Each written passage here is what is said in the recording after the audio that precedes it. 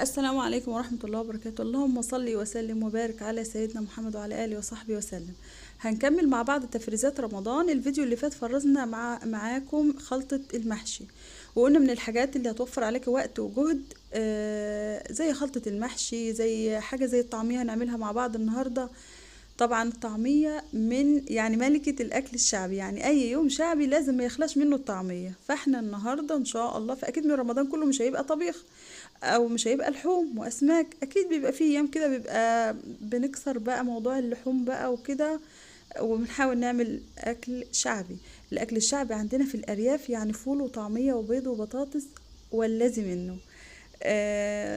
طبعا هعمل معاكم النهاردة الطعمية بطريقة سهلة وسريعة، وكمان على الكبة السكاني بتاعتي اللي الناس كتير بتنتقدها وبتقول ان هي مش عملية. هنجيب نص كيلو فول منقوع 12 ساعة، اقل حاجة 12 ساعة يا بنات. تمام.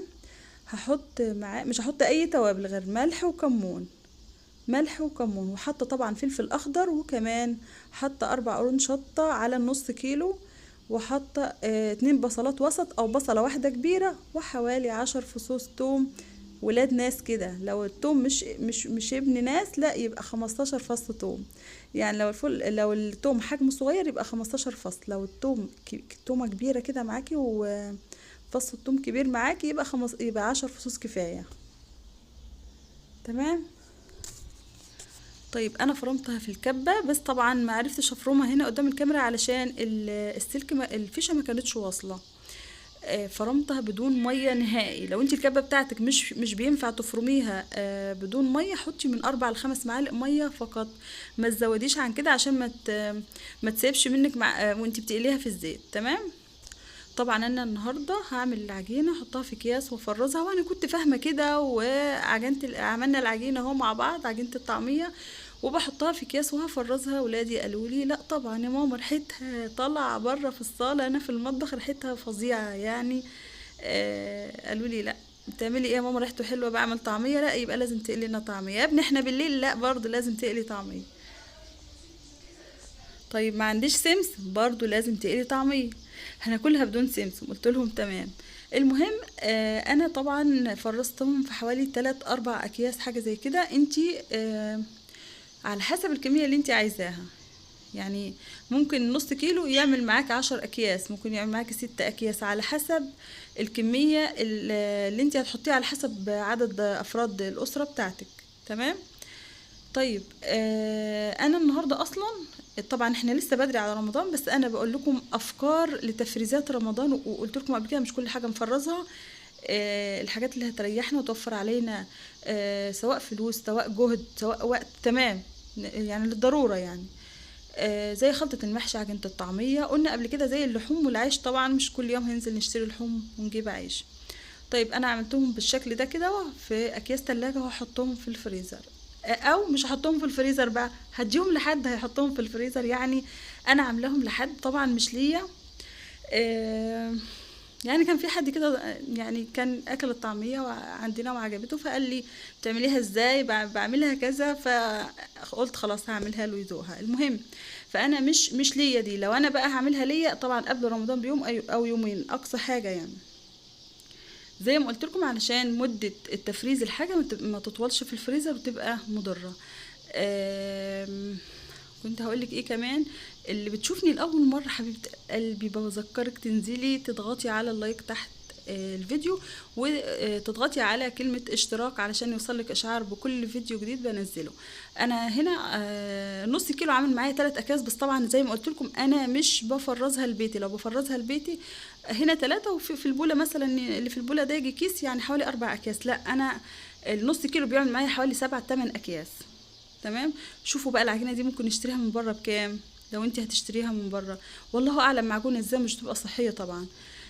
المهم زي ما قلت لكم قعد يزنوا عليا لا لازم تقلي لنا، قلت خلاص فهقلي لهم. طبعا انا هنا بوريكم ان انا بحط يا دوب ملو المعلقه ميه، لانك لو زودت لها الميه هتسيب منك في الطاسه. عشان كده في ناس كتير قالت لا هي مشكلتي في الطعميه بتاع البيت انها بتسيب مني في الطاسه. زي ما انتم شايفين كل قرص لوحده، ما سيبتش خالص في الطاسه ولا حاجه. كمان انا مش مكتره الزيت ولا حتى زيت اوفر زي ما بيقول لازم تملى الطاسه زيت وكده، لا خالص. انا حاطه زيت بسيط خالص كأنك هتقلي بطاطس برضو عادي.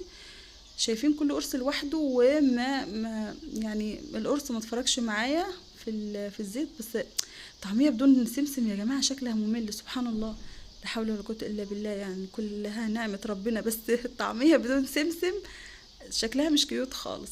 المهم انا بس كنت مضطره، انا كنت طبعا الفيديو ده عاملاه لتفريز الطعميه، مش اني هقليها خالص. بس قالوا لي لازم يا ماما تاكلينا طعميه، يا ابني احنا بالليل برضو لا لازم طعميه. كنا ساعتها عندنا عيش طري بقى، وعملت لهم سلطه، وكانت احلى واجمل طعميه يا جماعه، والله كان طعمها تحفه، اجمل بكتير من العجينه اللي بنجيبها من بره، اللي احنا مش عارفين مصدرها اصلا، واللي اصلا هي مش موفره خالص. يعني بيديكي بتاع الطعميه، بيديكي حتة عجينة ما تعملش حتى 10 أقراص طعمية، بيقولك ب10 جنيه، صعب صعب، أو 15 جنيه كتير. المهم زي ما قلتلك نص كيلو، لو انتوا 5 أفراد هيعملك حوالي 4 ل5 مرات أو 6 مرات طعمية. لو كنتي حابة مثلا تعملي طعمية جنب في يوم شعبي ولا حاجة، تمام. طيب كنت عايزة كمان أقول لكم ايه كمان. ايوه، لو انتي بتفرميها بقى، انتي حباها لونها اخضر، حطي معاها كزبره خضراء. انا بحبها لونها اصفر كده، يعني انا بحب الطعميه الحمراء، مش بحبها خضراء، عشان كده ما حطتش معاها خضره، علشان اصلا الطعميه اساسا الكرات والكزبره الخضراء. بس انا والله يعني انا ما بحبش الطعميه الخضراء، فعشان كده عملتها بالشكل ده كده. يعني حتى الحد اللي طلبها مني كان طلبها زي ما انا كنت عاملاها، انها كانت من غير خضره. المهم لو انت حباها بقى بالخضره، حباها لونها اخضر، هتحطي معاها كزبره مع الفول وانت بتفرميه، كزبره خضراء. بلاش العروق بتاع الكزبره، قصقصي الورق بس. وكمان ممكن تحطي كرات لو عندك. ايه كمان، توابل ممنوع خالص في الطعميه، مش بحط غير شويه فلفل اسمر على شويه كمون وشويه ملح. ما كانش عندي فلفل اسمر، حطيت ملح وكمون وخلاص. وطبعا لو عايزاها بتحرق بتحطي شويه شطه او فلفل حار كفايه، بس الفلفل الاخضر اللي انا حطاه ما كانش بيحرق، فعشان كده حطيت معاهم 4 قرون شطه حمراء. شايفين شكلها عامل ازاي؟ شكلها يفتح النفس، ومن جوه مش معجنه كده وتقيله، لا الطعميه خفيفه في ايدي وانا ماسكاها. وانا وريتكم قرص دلوقتي من جوه شكلها عامل ازاي. جربيها ومش هتندمي، صدقيني هتوفر عليكي كتير في رمضان وهتنفعك. وكمان حتى من غير رمضان هتنفعك في غدا، في فطار، في عشاء، لو اتزنقتي ومش لاقيه مثلا غموس في البيت سريع ولا حاجه، بتنزلي الكيس. بس لما تنزليه بقى من الفريزر، يا دوب بتحطي معلقه برضو ملو، معلقه بس ميه، لان الميه يا بنات كتر الميه هو اللي بيفك معاكم الطعميه، بيخليها تفك في الزيت. انا مش حاطه ميه نهائي. طب الكبه بتاعتي مش بتفرم بدون ميه، زي ما قلتلك من 4 ل5 معالق على النص كيلو بس.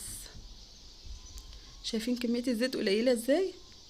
يا رب يكون الفيديو عجبكم، والسلام عليكم ورحمه الله وبركاته.